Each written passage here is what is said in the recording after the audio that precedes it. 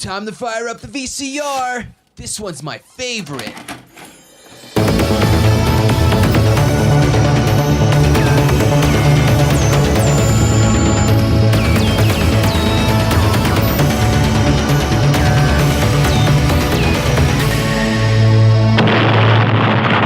That was gold. Welcome to Analog Jones in the Temple of Film. I'm Steve. I'm Matt. And we are a VHS podcast, except when we're not. And this week, we have a special guest returning. Say hello, John. Hello. John, don't call me Harrington. That's what everyone calls me. Yeah. Did you ever get that license fixed? No. I did actually, yeah. You should explain that to him. So I had moved from Indiana to Illinois, and it took me like 6 months to make my driver's license change because I kept getting like the runaround, like, you need to do this, and then I go there, nope, actually you need this. And so long story short, I finally get it after months and months, and I've had it for months. And I look down one day and see that my last name, instead of Harrington, says Harringtron on it. They spelled my last name wrong, and of course, you know, you have to review it, but when you spell it out loud for them, word or letter by letter, you assume that they type it right. And I had no idea, so I had it for, you know, how many years, 5 years that is, or whatever. Well, you do look like a robot in disguise. Yeah. Autobots, transform and roll out! I also transform into a car when I'm not. So. Yes. What type of car is that? A Subaru hatchback. Back to the actual podcast here. This week we did Raptor Ranch. Deep in the heart of Texas. 3 people going missing in 3 months. It's the bloodsucker chupacabra. The teeth marks indicate a very large predator. So we talking about a canine? Sure, the dog is about 10 feet tall. A small town girl I just want to get out of here and become one of those famous singers. finds a mysterious ranch.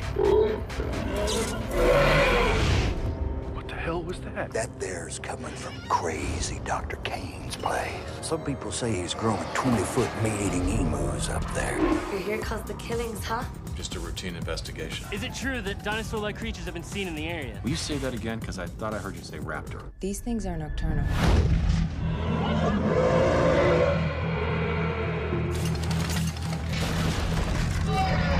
That don't sound like any critter I've ever heard before. Probably a megalosaurus. You know, the kind that'll just rip the flesh right off your bones.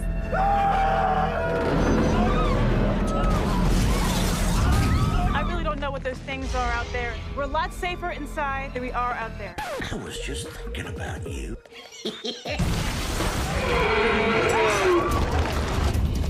Let's get the hell out of here! We should go back in here. Hell no! I'm not gonna become a Jurassic snack pack.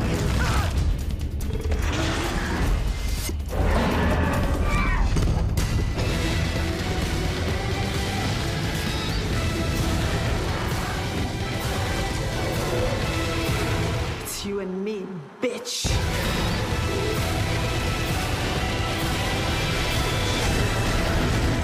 Raptor Ranch. AKA Dinosaur Experiment. One of those titles is good. Yeah. The other title puts me to sleep. Right. What is Dinosaur Experiment? Alright, I picked this, and I know it's a weird one. I only picked it because I just simply wanted a trashy B movie that's like centered around monsters. And I figured, dinosaurs will work. I looked up, what dinosaur movies I should, pick, and there's so many.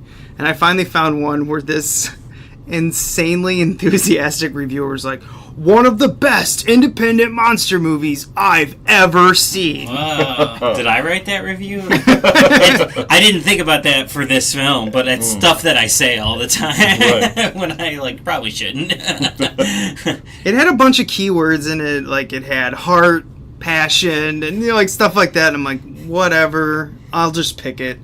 Because, we were sandwiching these between movies that had real budgets, like Jurassic World or Jurassic Park 3, and the hell else did we? Theodore Rex. Yeah, Theodore Rex. Dinosaurs. The claymation thing. Yeah. So before we got into Jurassic World 2, I said, let's watch some real trash. You found it, Mr. Bay. That's right. So I watched this movie twice for you listeners.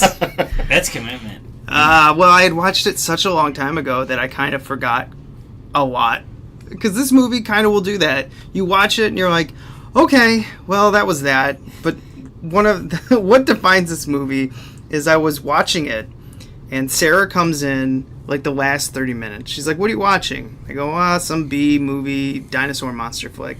She watches it for maybe 30 seconds, and it was when the kid comes out in the Roman armor, and he's going to fight the dinosaurs with a shotgun. With a BB gun. With a BB, yes, that's right.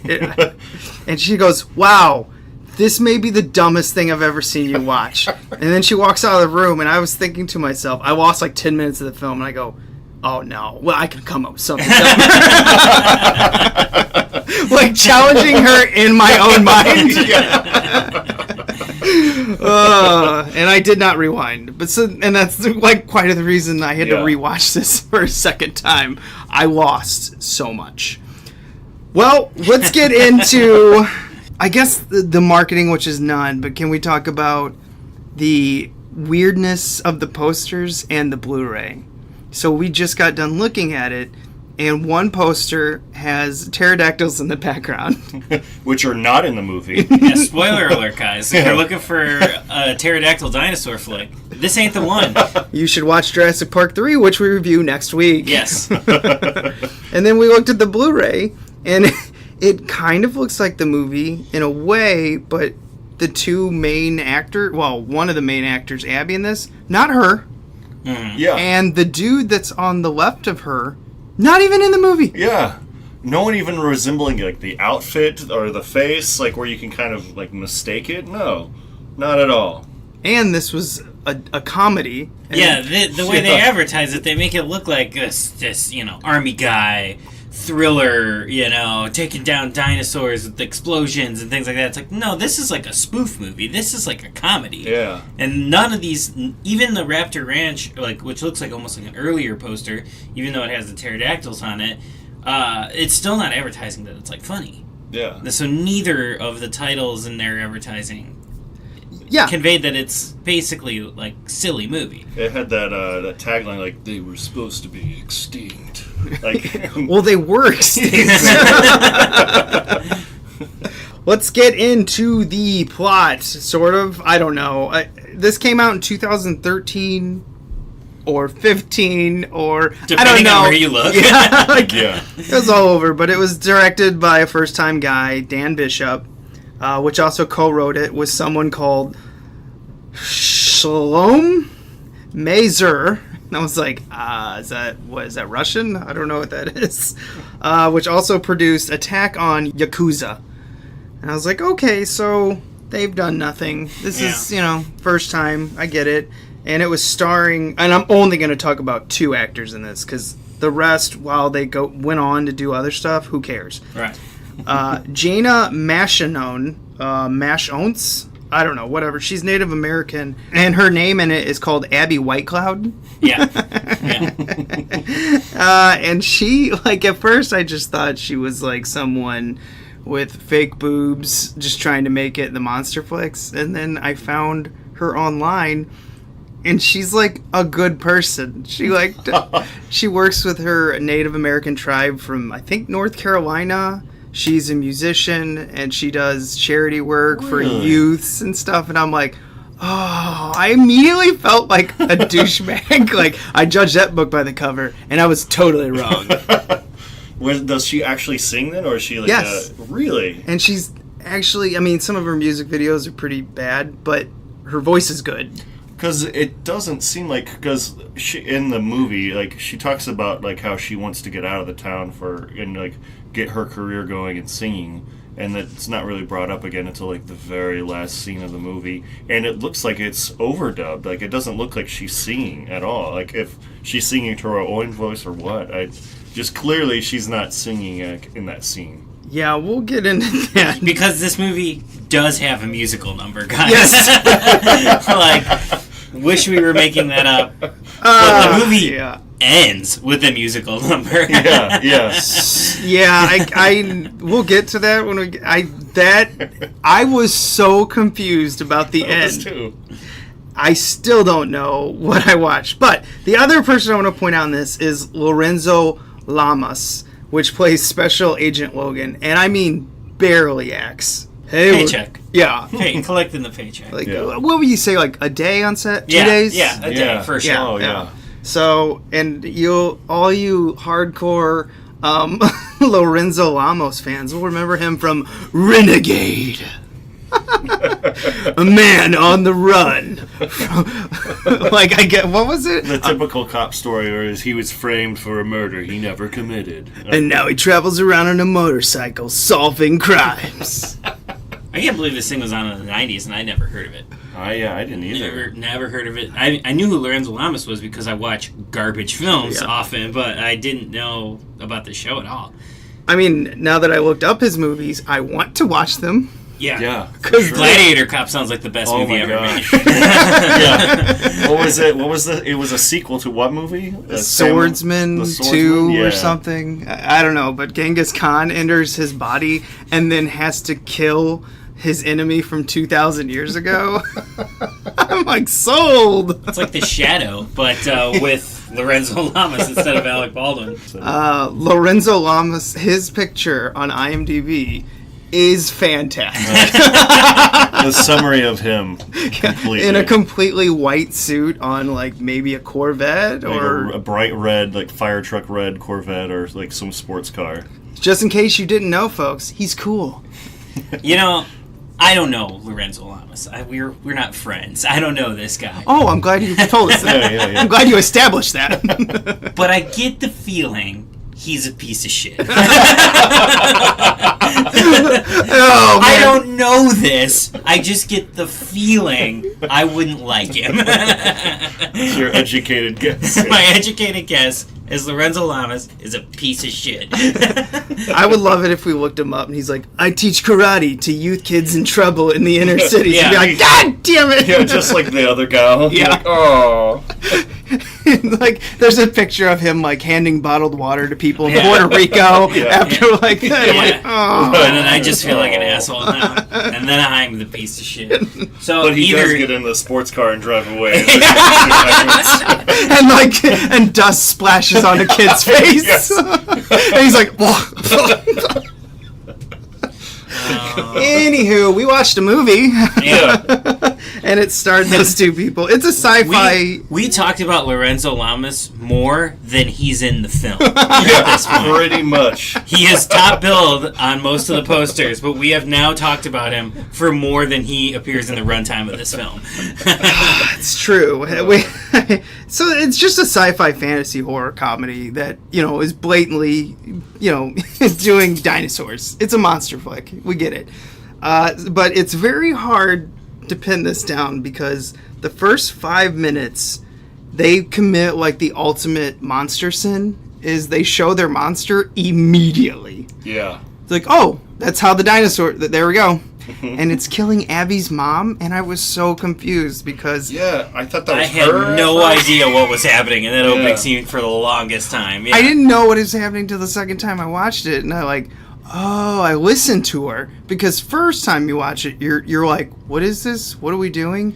What's first happening? time I watched it, I was like, is this overdub like supposed to be there? I was like, am I watching the wrong version because there's like talking over the scene without them like establishing that there's going to be voiceover? Well, it says 6 months earlier, I think. And you're like, yeah, but I don't know what time then period. What? Yeah, right. And I might have got that wrong. It might have said 6 months after, like when we first start the movie. But it doesn't matter because, like, to me, I'm like, why does it matter? I was so confused. Because we get time has passed when you start showing her getting up late for work and you find out that her mom's dead because the news tells you. And you're like, yeah, we get it. Her mom died. We didn't need this entire opening scene at all. Especially because they show it again, and they show it again, so Yeah, we need it in the beginning. Yeah. So And the overdubbing's it's really quiet, and it's the sound effects of what's happening is really loud. It's just not done well, which adds to the whole confusion of it. Well, and you talk about confusing when she grabs like the bow and arrow and like fires it through her boss's face, which then goes on like for a voicemail he leaves. I thought the whole time she wanted to get out of this town to become like a bow and arrow performer. Yeah. And like I had no idea. I was like, wait, what? Is that a real thing? Can you get out of small towns to like become? I was like, is she gonna like walk a tightrope and fire it into like a target? So Yeah. because I did not listen at all. I was watching this. I go, what the fuck is going on Don't here? care. And then her boss gives her like that skimpy outfit. Yeah. She goes to work. Her car breaks down. We find out she's not stupid because they're like, oh, we'll just interject this like talking about, oh, I should have got this car with the fuel blah, blah, blah, blah, blah, garbo coming out of her mouth. And I'm like, yeah, we get it. She's not an idiot. Yeah.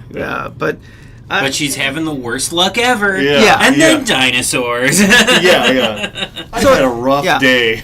She owes her boss money because they bought a truck that breaks down. Yeah. And she's trying to pay him back, but she wants to get out of the town. There's your main star. We get it. You're supposed to be cheering for her because her boss is shitty and she's got bad luck and her mom's dead. Okay. I mean, for a B movie, that's pretty much enough. I don't need any more of a setup. But we get so much more than just that one character. It's going. Because we get introduced then to the agent, played by Lamas, who is saving kids in Puerto Rico right now. Not really, I don't know that. Please don't believe that. And don't go to his Instagram and find out. So, if he has one of those. Yeah, don't correct us, let us hate him. Yes. Let us live in our island of bliss and ignorance. So we find him, and they're going to investigate something. They're two agents, like, down on their luck, I guess. That's it. That's all we know. And then we meet to our we find, like, 3 different groups right in a row, too. Yeah. I mean, this movie's bouncing back. The cuts were a little jarring. Yeah. So we get the douchebag kid in college who's like, we're going skiing, man. I fuck bitches. Who's wearing his ski boots walking around inside the college. Yeah. And he's horny as hell. Because he says, what, tits? All the, is that his thing he says he's all the a time? tits man. He's the tits man? Yeah, he calls himself a tit something. Titty man? Like, the titty master? Yeah, the titty man, yeah. Yeah, which I find funny because the girl he ends up hooking up with doesn't have big boobs. Well, he's the titty man. He just any boobs. And doesn't show them either. Oh, you know what? When I hear a titty man, I assume, like, big. I don't know. Maybe that says a lot about me. Yeah. Yeah. I think that's something you need to work on yourself. You're growing. The person. Yeah. My brain just stopped. Wait, who am I? So we get introduced to Sheldon, which is kind of the nervous kid. The nerdy guy. Because Lucas is the douchebag athlete. Sheldon is the nerdy. I don't really know if he has anything else. Nothing. He's always like, I don't think this is a good idea, guys. He's that character. And then we have Man Beast, which is the fat slob. Yeah. Who's kind of supposed to be the comedy relief, even though everyone hears the comedy relief. Yeah, everyone here is funny. Yeah, everyone here's jokey. Yeah. Yeah, they steal Sheldon's mom's station wagon. And by the way, call it the shaggin' wagon. I was like, whoa.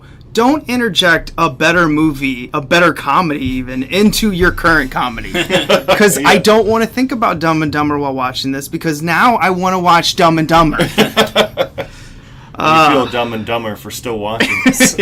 Dumbest. Yeah. Or was that the second one? Dumber? Dumber. Yeah. Oh, don't watch that. My opinion. Just mine. So then we get introduced to the band, which is called Big Willie and the Willettes. Yeah. Yes. Talk about an original title, folks. Yeah. They get kicked out of a completely, I don't know, like redneck. I don't even know why they disliked him. Because he was black? They were singing for an NRA group. Like that's Yeah. that's kind of the people they look like, just stereotypical kind of rednecks, southern, go to Walmart with their AR-15 on their back. Like it looks like they're singing for that group, and they definitely don't belong there. Well, I didn't understand, like, because they don't tell you. Did they not like the music? Did they not like that he was black? Because then he has two white backup singers, like the... I didn't get it either. I didn't know. Anyway. I think it was definitely that. I think it's... Well, and it's just like that's not their kind of music. That Andy's black, and like they've got the goth girl. Like it's just like I feel like just everything is off-putting to the NRA. Which, by the way, that group is everything. You've got the gay, big black man. You've got the purple, like type tiger striped like, suit. Who's looking for some Twinkies? Yeah. Then you have like the Barbie type girl and the blonde, who I guess is just a backup singer, and then you have the goth girl who's a drummer and is way over the board creepy. Like she just likes weird. Creepy stuff way too much. Right. I love these two girls though in this movie. They're so fun to watch. Like I wanted really more of them. I honestly just wanted more of them in this movie. Yeah. We do get a lot of the goth girl, which is good, and that was a good choice. But I could have watched their movie as opposed to. Yes. Which, by the way, did you pick up the title of, or did you pick up the town's name? Fossil Ridge? Yeah, Fossil Ridge. Yeah. Just if this wasn't shoved in your face enough, this is about dinosaurs. We're going to make sure that... And they had like a sign, entering Fossil Ridge or something. And I was like... I don't know why that would irritate me, because it makes sense. It's just irritating. So you get them, and the way all of this converges is Big Willie's van breaks down. Like they're having engine trouble, so they've got to go to the gas station / diner / convenience store. Yeah, and the small towns. Yeah, that's how these things work. And we don't have policemen here. The kids run out of gas and have to push their station wagon to the gas station, and then we find out before that the rancher who is creating all these dinosaurs, he bought all the gas because he needs it for his generators to keep the dinosaurs locked in through electricity. Yeah. All right, so we have everyone converges. Missed that about buying all the gas. Yeah. Totally missed that. Well, he comes in and everyone's just like, oh shit, he's like, oh shit, it's creepy Dr. Kane. I mean, we find that they establish him being creepy so many different ways. He's picking up roadkill and you don't know why. He's buying all the gas he comes in and says like, I got a big weekend this weekend, got to get all your gas. And then of course her disgusting like a storm was coming or something like that. I don't know. Wow. I watched it twice, didn't pick up why. I think he says something about a storm coming and he's worried about the power going out and he needs the generators or something. Yeah, and he's got a creepy stuff in his attic once they finally get there. Like he's just like overboard creepy, and I don't really like. All you needed was the roadkill pickup, and then him being. There's too much on this rancher. I don't care about this rancher. I only care about what he's doing. But also, part of me was like, I'd rather watch the rancher than this damn disgusting boss who's like, go get some dead squirrels. We gotta make more special sauce. Yeah, the secret ingredient. Yeah, I forgot about that. That's awesome. super No, gross. it's squirrel. Yeah. Oh yeah, that's super gross. Yeah. All the while, like once we get to this point too, like everything is super jokey. Like everything is really like everything's funny. Like of course the lead singer that wants the Twinkies is just like the most stereotypical over the top gay, you know, and like the titty master is just the grossest, like just like, you know. Oh yeah, he's talking about his like baby batter and baby batter and stuff like that. And then they have a fart joke with Man Beast. Who's like, Man Beast, I love how he has to tell them, I've been smelling my own scent for a long time, and I'm like, yeah, buddy, we all have. Like, you don't have to establish that. Right, yeah. Like, with all that, and it just, like, reminded me, I was like, this is like a PG-13, like, trauma movie or something like that, where it's like, everything's gross. They're not really, like, they're not going crazy like, you know, trauma would, but, like, everything is just gross all the time. Like, everybody's, like, on 11 and gross. Yeah. Because, Beast Boy, or whatever, he turns over, and you see not just barely ass crack, you see, like, his entire bare ass. Yeah. And you're like, And going back to that weird smell, like, because that's a quick cut where it's them in the car, then it's two other people in the car, and they're all talking about this weird smell, which is never explained or brought up ever again. Exactly. That is, I've never The knew. smell of dinosaurs. Yeah. Is Why? it that? Is it? Is it all the dead carcasses because they've been eating all the roadkill Right. and all the like? It looks like they're eating like ox or like giant cattle because when they knock out one of the skulls, it's got like huge horns. And I'm like, what is he? Where is he getting this? Yeah. I know he's a rancher, but where is the cattle? Yeah. Where is this coming from? Anyway, it basically turns into Abby is going to take Sheldon and Man Beast and whatever goth girl's name is, doesn't matter. She's gonna take them to the rancher to get some gasoline. But what I didn't understand is the goth girl just comes because Lucas and whatever Barbie's like teen bop is going to hook up. Yeah. Obvious. It could not be any more obvious. As soon as I saw those two, I go, well, those two are hooking up. Man Beast and the goth girl are going to hook up or something. Yeah. Which never actually comes through. But she takes them to the rancher. That's when we get introduced to the rancher has the dinosaurs. Mm-hmm. And then we get a cut somewhere back to the FBI agents when they like, here's a dead body. And by the way, look at this track. This sure isn't no bear. And like, it's clearly a dinosaur track. Like, anyone could look at it and be like, yeah, it's a fucking dinosaur. And they're like, what kind of track is it? And she's like, is it a dog? And she goes, well, if the dog's 10 foot tall or whatever like that. You're like, oh, jeez. And then that weird, like, throwaway line where the guy, she says something to him, he goes, any day, babe, any day. You know, I was like, what? He clearly is, oogling over her, and he makes mention of some other girl and like where he came from. Like that's the reason why he was. Yeah, working you with know the I'm guy. here because I just banged the boss's daughter. Yeah. Well, because Lorenzo Lamas is like an X-Files kind of thing, right? Where he's like paranormal investigator or like extra phenomenon investigator or something. I don't know. He is, but man, they barely set it up. Right. Exactly. So it's not like he was sitting there looking through like books of like all of his, like aliens or monsters or something. It was, I think they put some pictures on the background, and then he's like, they talked about Chupacabra at one time. No, they talked about Chupacabra like 3 or 4 times. I didn't get like what they were trying to do with them. It just seemed like that they were a complete afterthought. They're like, oh, we need to somehow like intersplice these guys into the movie we already filmed. Yeah. And maybe the distribution people are like, we got a couple B, C level actors. We can get Lamas, guys. Yeah, we can get Lamas. He's currently not saving Puerto Rican kids.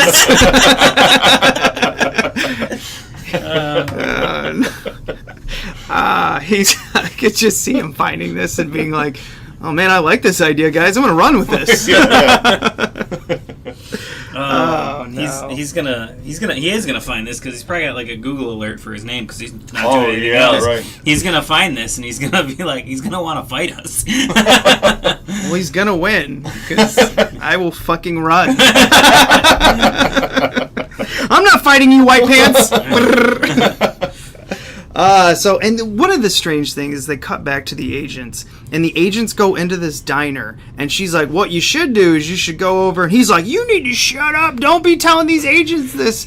And like, she's Irish or he's Irish. They both are, yeah. Either way, none of that pays off. Yeah, no. Like, he's paranoid just to be paranoid, and they put that in there, I think, just so they're like, hey, Texas towns are paranoid. I think they're in Texas, right? Yeah. Yeah, because, they are, I can't remember where I saw that, but yeah. Well, I guess because Fossil Ranch and cattle rancher, whatever, Texas. We'll just say it. Then we get them, the rancher dies, which, by the way, Sheldon's the only one who tries to save the fucking rancher. Yeah. And Abby's just like, oh, all right, he's dead. And they're supposed to be, like, know each other for a while. Yeah. Yeah, I mean, he picked her up from work and stuff. But here's the thing. He's like, go upstairs to the attic and get my medicine. Don't touch anything. She takes her fucking time. Yeah, she's like, hey, if I just take my time, we won't have to worry about any of this. And Sheldon's like giving him CPR, like trying to bring him back to life. And the fat kid, or the fat guy, sees like he's tripping, which From what? I don't From what? remember. Yeah, you never see him take drugs, and he just sees like flamingos or whatever. Sure. Yeah. And he's freaking out about it, which he's already like way over the top, like whoa, and he like constantly can't stand still. He's like, yeah, whoa. Yeah. Also, doesn't he like isn't there like a throwaway line where he says he has like a phobia of flamingos or something like that? Oh. Or she says it. What do you have? What are you scared of? Flamingos? Doesn't she like taunt him or something like that? And it like makes him like wig out worse. Yeah. Well, so the two relationships here, Man Beast, which is in love with the goth girl, but he never actually hits on her. Right. And she's like making fun of him because he's an idiot. Yeah. And then I thought Sheldon, like, and Abby, the really pretty girl, were gonna hit it off because he's like nice and nerdy, but then he's not nice.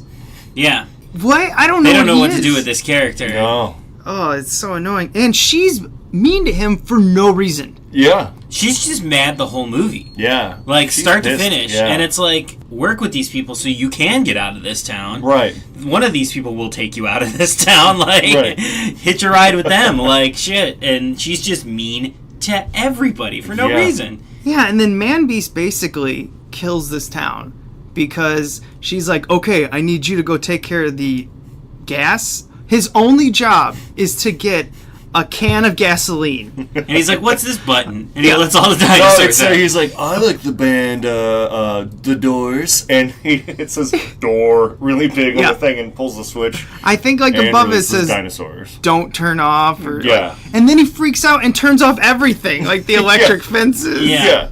So he pretty much kills everyone in a way. I mean, the dinosaurs do it, but they're just, they're just doing what they do. Yeah. So Man Beast is the actual problem in this movie, and we need to talk about the abuse of drugs. And no, not really. I don't give a shit. So Man Beast gets eaten, but I didn't notice that until the second time. I thought Man Beast just disappeared. Yeah, that's what I thought. Because later, Sheldon's bringing him up to his douchebag friend, like, what happened to Man Beast? And he's like, well, he ran around the other side of the house and he disappeared. Like, so I'm thinking, oh, he's going to come back and save the day or something. And no, just never comes back at all. See, I actually caught it. I only watched this the one time. Only the one time. And I noticed him getting eaten, but I think it was because I kind of liked the Man Beast character because he was so gross. I was like, this is like our gross character, like the ass hanging out, the farts and things like that. I was just like, I want to watch more of this guy too. And so we got eaten, and I was like, well, I'm done now. Yeah. I mean, I like the girls too a lot in this. Once the gross character's gone, I'm like, well, there goes that whole layer of humor. So now I got to listen to the Titty Man for the rest of his scenes. Well, we had two gross, or maybe three. Had the douchebag gross, who just wants to use women as objects. Right. You had Man Beast, which was like fat and farty gross. Right. And then you had the super creepy, disgusting boss. Right. Yeah. Who was like rapey gross. Yeah. Yeah. And they go back to Abby's place, and a dinosaur immediately eats him. Yes.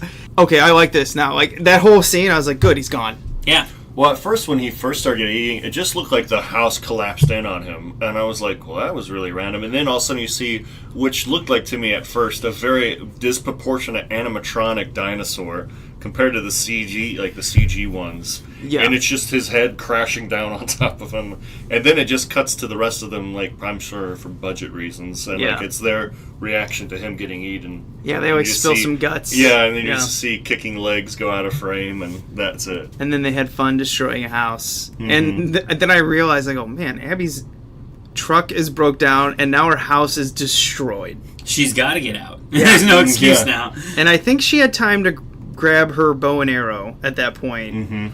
And I was like, okay, well, obviously she's going to kill the final dinosaur with bows and arrows. Honestly, that's how the movie would set up, right? That's what you think. Yeah. Well, we'll get to that. So they go back to the gas station diner. The idiot is banging Barbie girl. Yeah. She dies, which... In the middle of it. Yeah. I mean, I thought maybe, like, I don't know, whatever. But they're just here to die. Yeah. So they kill her. Eventually, the athlete puts on a Roman gladiator outfit that's probably made of plastic, grabs a shotgun that's actually a BB gun, Yeah. runs out, and just gets eaten. Immediately, yeah. And that's the part where I told you Sarah was just like, well, this is the dumbest thing I've ever seen you watch. I'm like, I don't know, babe. But it's got to be close. We're not even in year one for this podcast. There's so much more to go. There's so much more layers of dumb we have to uncover. Yeah. I just like the Sheldon character's like, what are you going to do with that BB gun? And he's like, I'm going to shoot its eye out. And then immediately just chopped. Yeah, that's actually the part I laughed at, too, because I'm like, yeah, that's right. Just kill him. I knew immediately it was going to happen. He's like, he's not going to do anything. It was just going to be disappear into dinosaur mouth. I did like when they found, like, all of her entrails and bones and stuff like that, when Sheldon's like, what happened? Pretty sure at this point you should figure it out. She was eaten. And even like we can go back before that, right before that scene where Sheldon's like, so one of the dinosaurs knocks over the band's bus, and it's upside down and all disheveled, and there's like a mattress in there where they were getting it on, and they all leave except for Sheldon, who's just sitting around, like crawling around, like frantically in the bus while the dinosaur's on the outside of it, and he has all these chances to run away and leave, but it just keeps cutting back to him as he looks like he's looking for something almost throughout it, even though he has it all. By the time he actually does escape, he realizes he's halfway to safety that he doesn't have his beanie cap, and he runs back and searches for it, puts it on, and is like gives himself a pep talk, and then runs out to safety again. Yeah, we also forgot, I guess, that Big Willie dies in the bathroom. Oh yeah, Jurassic Park style. I was like, oh, I get it. Okay. That was not really exciting, though. I thought it would be funnier. Is there something? It's just like, oh, it gets eaten, like, off camera, right? Yeah. You don't even see it happen. Yeah. You just know it. You see, like, the dinosaur coming for him, and that's it. Yeah, you see the tail go in and the door shut. It's like, it shuts in, and then you just hear, screaming and all. That disappointed me. I'm like, come on, you had to have some guts and stuff like that left over. Let's get, like, it shooting out of the stall or something. Like, just get a blowgun. Yeah. Anything, but they just, all right. Yeah. Which is sad because I kind of wanted him to blow up because he's a big guy. Let's blow him up. Yeah, that's what you, in movies like this, like in a trauma movie or something, that's exactly what you do. A trauma movie that wants to be a trauma movie but can't be a trauma movie. Yeah, PG-13 trauma. Yeah. Which just should not exist. That's actually now what I'm going to think about this film from now on. It's a PG-13 trauma film. And everyone will be like, what the fuck are you talking about? It's like foreign language to normies. Right. So they open up the book, too, and they end up finding out that this dinosaur is called Megalosaurus. And then they read you the origin, and I remember the whole time being like, I don't care. Yeah. These are supposed to be raptors. Right. Why are you telling me it's Megalosaurus? Well, it's like the goth girl's reading that, and it's like, and everybody's in this like life or death situation. She's just like, thinks it's hilarious, and she's like this weird, like getting off on it, sort of. Yeah, like she wanted to sit next to the dead Dr. Kane. She's like, can I sit next to the dead body when we drive back? I'm like, we get it. So weird. Yeah, She's so weird. Great, you're goth. Yeah. Fine. God, Jesus. Driving the point home. It's like being gay and coming out to gay parents. Yeah, we get it. Too much. Enough is enough. I don't know what happens. Then they end up getting to like a factory or something. They run away from the dinosaurs, and I guess they ran out of ideas to kill Sheldon and whatever goth girl's name is, because they both get like flattened. Yeah, they get stepped on. And I was like, oh, all right, whatever. I mean, that to me, I was like, that's the most boring way to die from a dinosaur.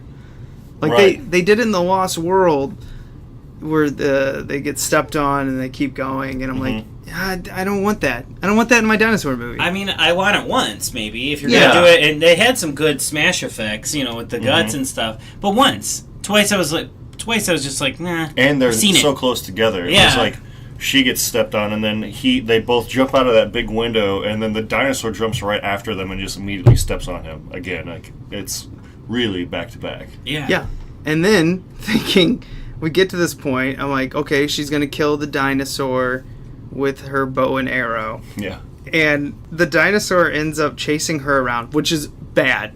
This end here where the dinosaur's chasing her around in that little factory, That's bad. That looks so bad. It's too long, too. Yeah. I was like, all right, we get it. Like, she's the only one left alive. yeah. Just do it or don't, She you know? jumps out of the warehouse, ends up back in the warehouse. Right. Yeah. Well, then when the dinosaur gets caught in the door, the dinosaur has shrank considerably. Yeah. And then I look over to the left, and you have like Photoshop drawn in explosive barrels. Yeah. In a refinery. I don't know what this place is. Yeah. I don't know what this is. It's full of gas that they could have used to fill up the cars and leave a while ago. Well, see, guys, if you go to Russia, they just have these abandoned buildings loaded with gasoline, and that's just what they do. They just put all that extra gasoline right over there in that abandoned factory. But why, sir? Don't ask questions. You never know when you need to explode a building. Yeah. And she takes out her bow and arrow and shoots the explosive barrels. She lights it on fire. Oh no, she doesn't even use her bow and arrow. That's right. She makes like a little trail and lights it on fire, and then somehow escapes that giant explosion. Yes. That's how bad this is. My brain was fighting this so much. Why isn't she shooting it with a flaming arrow? They've set up she shoots a bow and arrow. Yeah. No payoff. And then she somehow escapes. And then at the very end... perform a musical number. She escapes to perform a full musical number. Oh, yeah. But before that, the FBI agents come, and they wake like, up from the explosion, and they're like, "Whoa, what was that?" And then one of them clearly is like, "That was an explosion. We need to go." And the other one's like, "What happened?" You know. And then the like media's there, and they're like, "What was it?" They're like, chupacabra or something. Cops are there, and earlier she says there are no cops in the town, and there's suddenly cops there, and there's like a big media thing, and they're like trying to cover it up of what happened. Oh, and then Matt, I'll let you explain the end. I mean, I've already said it. There's a full musical number. She returns to the voiceover, says, "I've made it. I got out of the town," and then we see like pretty much a full song and a whole show. Was she at a strip club? It looked like a strip club, yeah. And it looked like a strip club, absolutely. Yeah, and then the girls are dancing around her in like what looks like stripper getup. Yeah. And she's like having a whole show tunes thing. Mm-hmm. What?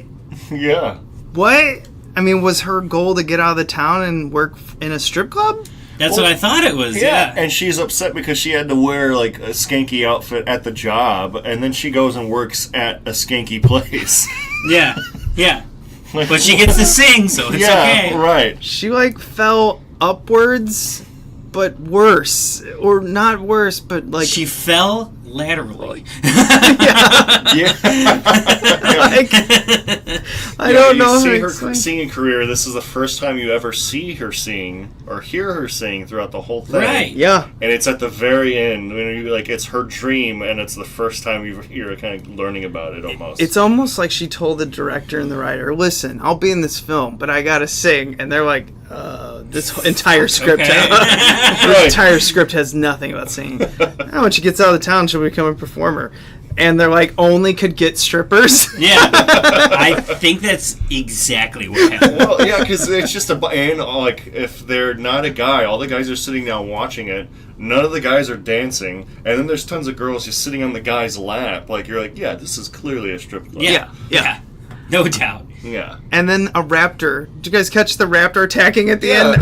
Is it attacking them, or is it attacking the camera, like, or the viewer? Like, no, like a radically different looking place. Yeah. It's like it's just nighttime somewhere. What is going on? And then, like, when it ends, the whole time I'm thinking, wait, did the raptor come from Texas and follow her all the way to California? What? Is he hunting her? Yeah. And then my brain paused my life and said, we need a new direction. So this is Steve's last episode.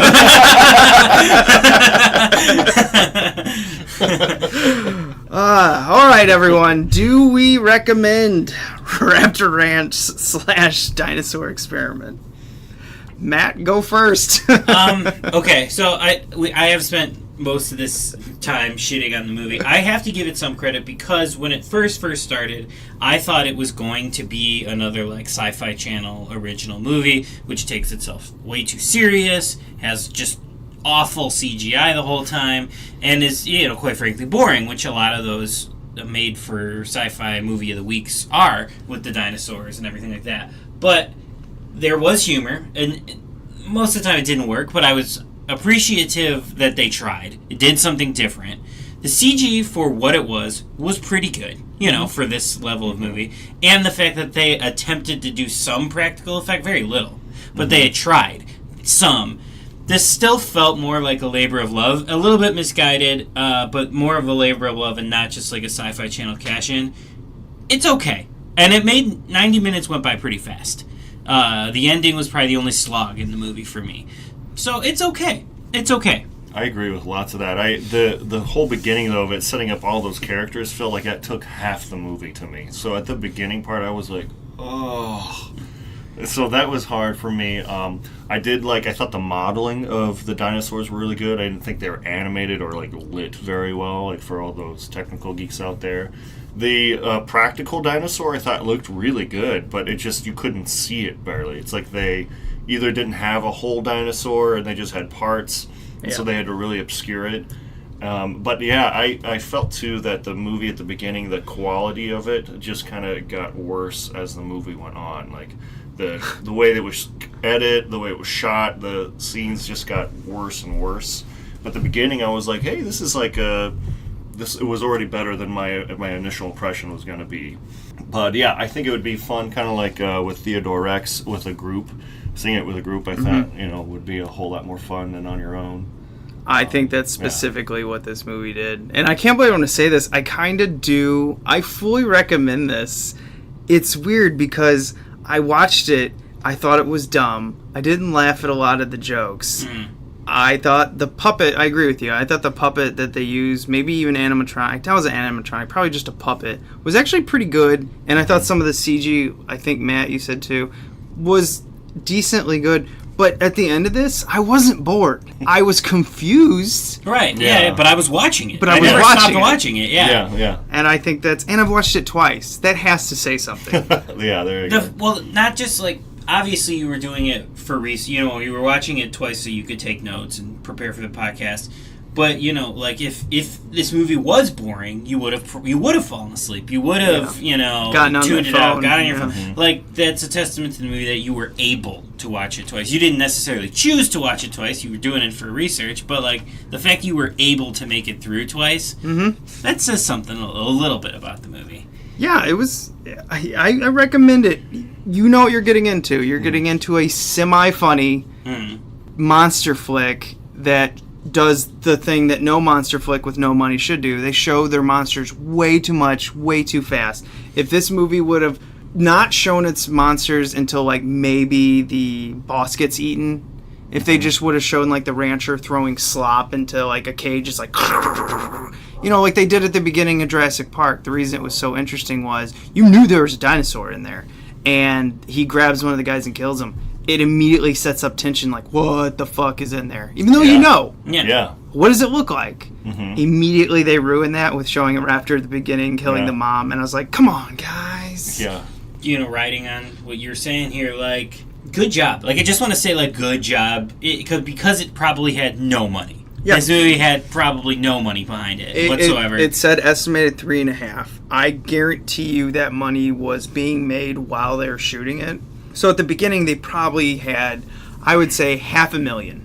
Yeah, that's what this movie. This looks like a $500,000 movie, and good job. Maybe not fully successful at it. This feels like a first film, which is not necessarily a bad thing. I actually would like to see what this filmmaker or this group of filmmakers, whichever, what they would go on to next, because they've got some good ideas. And they did a good job for what they had. I know, for an independent film, that was a B movie, and a first movie. I was actually really impressed that they, pulled off mostly a cohesive movie. Right. So I say, watch the ads through it. There's too many. There's 6 or 7, but that's probably not the filmmaker's fault. But, watch it. Give it one view. Maybe do it with a group. Get some laughs. They're going for that. They want you to laugh with them. You do laugh at them sometimes, but I think any independent horror maker or monster maker expects that. They don't have the money to make what they want to do. They've got to make what they've got the money to do. If you're laughing, you're engaged. Whether you're laughing at it or laughing with it, you're engaged, and that's fine. Usually for indie filmmakers. So, all right, let's move on to what we watched real quick. This week, I got on a Netflix kick, and I watched Cargo. This country changing. Sick. We all get sick. You get sick too.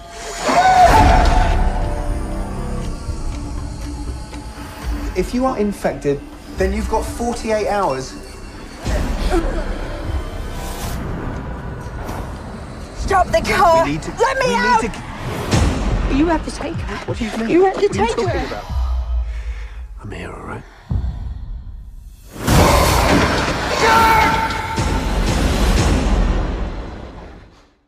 Which is a zombie film that doesn't want to admit that it's a zombie film. It's like, oh, it's an outbreak.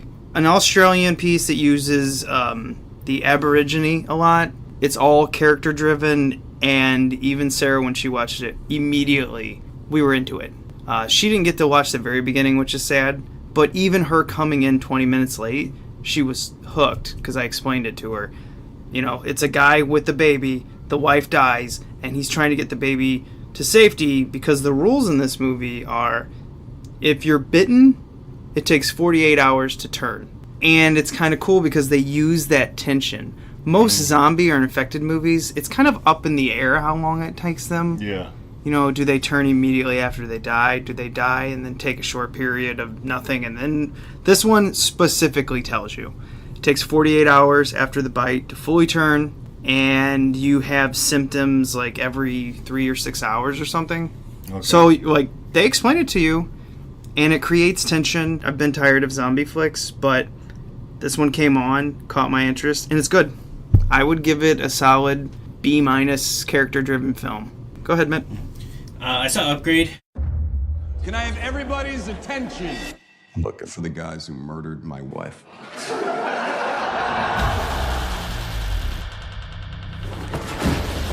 Are you one of them? Yeah. Stephan can take over. Thank you. I now have full control. Hi. You got upgraded. Now you're stronger. Faster.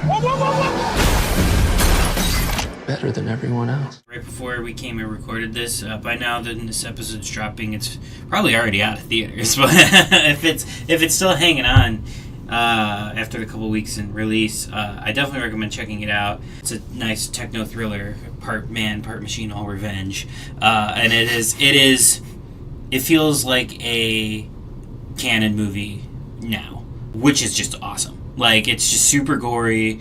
It's a revenge movie, you know, and it never tries to be like... It's not what... For lack of a better way of saying it, it's not a pussy revenge movie where it's like, you know, like, well, taking the high road is the better way. No. It's a revenge movie. You get to watch this guy brutally, you know, take apart some bad guys. I really enjoyed it. Yeah, and I'm underselling it. It's a really smart, fun techno thriller from Lee Winnell, who wrote Saw and Insidious, and he's directing this one and does a great job. Really, really liked it. Highly, highly recommend. Have you noticed the more years we're going, we're losing this whole PC, protect everyone, don't offend. It's kind of turning into like, hey, life's pretty shitty. People are going to get offended. Get over it. Yeah, and I'm liking this because it's coming from like these kind of like liberal filmmakers that are like, we're on your side, but we can't let PC take over type thing. Like, you know, it's not coming from like the Clint Eastwoods. It's coming from like these sort of like Hollywood elites that are like, wait, PC is too far. We can't lose art because, you know, through this. Because it affects artists quite a bit. Right. I mean, we're not defending the Roseannes of the world who claim, you know, like, oh, ambient made me racist. Yeah, no. No, that's not how it works, Roseanne. You're racist. You're just a regular racist. And you can't just go out and call people of color an ape. Yeah, no, like the sort of conservative bend on that is always, we gotta stop these PC snowflakes, and what they mean is, let's be super racist. Yeah. Whereas, like, when artists tend to say we need to stop this PC, yeah, they just don't want things to go too far. And I love that. I'm 100% part of the anti-PC movement in that regard. Yeah, right. So am I. To get rid of all the handcuffs. Yeah. Same thing with art like, should not be safe. Yeah, same thing with comedians. Like yes, when they're, comedians should not be safe. These universities who are like, we don't want them in because they say something we don't agree with. No, that's not how life works, kiddo. Yeah, exactly. All right, John. I saw Solo. I didn't listen to your guys' podcast on it because I didn't want it to be spoiled yet. But I ended up get out. seeing it. Listen to it. Get out. How dare you come on this and not listen to every single one of our episodes. You should just edit the door going. And hear me walking like, oh. Just the sad like. Yeah. Fuck you. Fuck you. Fuck you. You're cool. And fuck you. I'm out. Just kidding. But Solo was, it's the movie no one was necessarily, I don't think anybody was wanting. Parv is making the sad noise for you. There we go. Don't leave. Don't leave. I'd give it a 7 out of 10. It was a fun, summer movie with action. I think I would have liked it better if it was not a Star Wars movie. Then I would have been like, oh, I really liked this movie, but because it's a Star Wars movie, I was just like, what? The expectations are over the top. Right. Now, what things I liked about it, it was kind of dark, like Rogue One was, just the way it looked. There's a lot of things in there from the spin-offs with like Clone Wars and Rebels and stuff like that, and that'll help tie in a lot of stuff to people who haven't seen it. But yeah, I had a good time watching it, enjoyed it. It's kind of short and sweet. Spoiling it. Or what's your level of like, wow, I can't wait to see this with like the Boba Fett movie and most likely the Obi-Wan?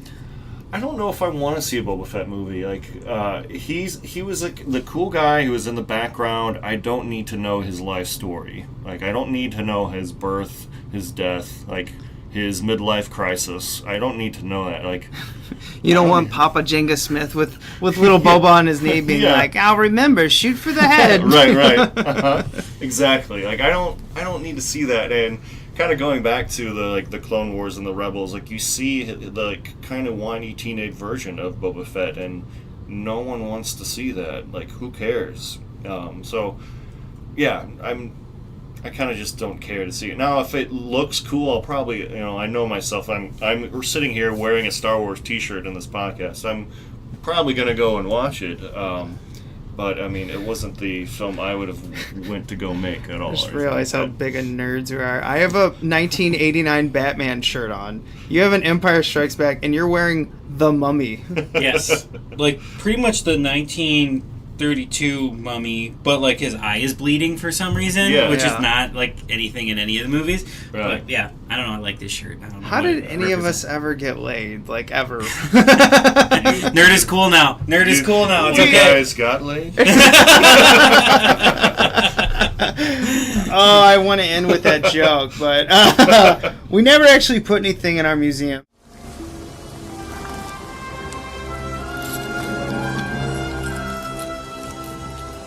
This is the second time I've had to reclaim my property from you. That belongs in a museum. So do you.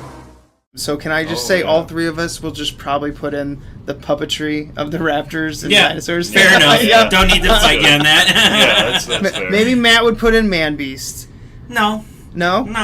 I like the character. I would probably put in Goth Girl before I put in. But I would mostly put... I'm still going to put in the practical dinosaur. But if I put in Goth Girl, it's not because the character is particularly well written. It's actually really poorly written. Like, it's like how do we hammer home she's goth? Like, every single way we possibly can. But in doing so, in their bad writing, they make her one of the most oddly fascinating characters, which I don't think they did on purpose. But like suddenly it opens up a whole new thing where it's like, she's not just a goth girl, she's like legit like crazy, and it's like, this is kind of fun to watch. She's unstable. I don't know what's going to happen. Like she needs her own movie. There's a prehistoric animal that's been extinct that is killing everybody, and she's in the store picking out a like fishing net and putting a baby into it, like a toy, and just like as like murder and death is happening right beside her. Right, and I'm just like, give me this character's movie. So Matt's putting in the goth girl. John, you're gonna put in the practical dinosaurs. I'm putting in the musical at the end where I really have questioned my life. Like, new direction. Now, is the new know. direction of your life being a singer at a strip club? I think it's the only way to truly go. I mean, that's when you know you've made it. Right. Apparently. Yeah, right. If you didn't have these movies in your life, though, you'd miss it. You know, like, you sit there and you question it, you're like, what am I doing? When I do it all the time when I'm watching these movies, where I'm like, why am I doing this? If I wasn't, though, I'd miss it, you know? Well, what else would I be doing? Watching a normal movie? Boring. Boring. I don't even know what normal is. I will use this as a segue to talk about my other podcast where I am watching normal movies. The AF High List is our podcast. Ashley, who guested on the solo one, is my co-host on that, and we watch each of the 100 AFI movies stoned. So listen to that podcast as well. If you like hearing my stupid voice. I did listen to it, and I like how it goes on. You guys get more and more sober and make more sense. Yes. Or you not so much make more sense. I understood what you were talking about, but you become more focused on the movie. Right. My goal is to be so stoned for the next one, though, that we don't get to the sobering point. Well, good luck, because I was very concerned at the amount of snacks you ate. Oh, that was light. That was a light night. That's light? That's why I don't do it all the time. That's why I only do this for the podcast and random occasions, because when I get stoned, I can eat. When you talked about eating Doritos with corned beef and hash out of a can, yes, there was a part of me where I go, I'm gonna need a new partner because you're going to die. No, here's the thing. There's so many preservatives in my body, I'm gonna live forever. I'm gonna be miserable, but I'm going to be preserved like a mummy. And it all comes back to the shirt. Full circle. Well, let's end with that. Remember to come back next week. Matt and I are getting through Jurassic Park 3. We start slow, but then we get happy. Yes. I mean, we haven't recorded it yet. These are all done live. Yeah, so we only feed them directly into your ears. We're with you at all times. We haven't recorded it yet. So. Yeah, and then the week after that, we will take on Jurassic World, The Forgotten Kingdom. What is it? Fallen? I don't know. I can never remember that fucking Jurassic World 2. Whatever. Jurassic World 2, Jurassic Park 5. And we'll have a guest here on that one as well. So, but I won't introduce her yet. I mean, him. I mean, person. I mean, gotta go by. Surprises. Remember? Oh, we don't do that shit. We don't rewind on days without tapes. You don't have to rewind DVDs. So remember to consider what direction your life is going and come back next week. Thank you for listening. You can rate and review us on iTunes. Listen to us on Google Play, Stitcher, all that shit. YouTube. I don't even remember what we're on. Yeah, all of them. Do it. Listen to us. Podbean, Beanpod. Yes. Beanpod. Beanpod. Yes. And appreciate all the rates and reviews that we've gotten thus far. Thank you for listening. And thank you, John, for joining us again. Thanks for having me. All right. Later. Bye.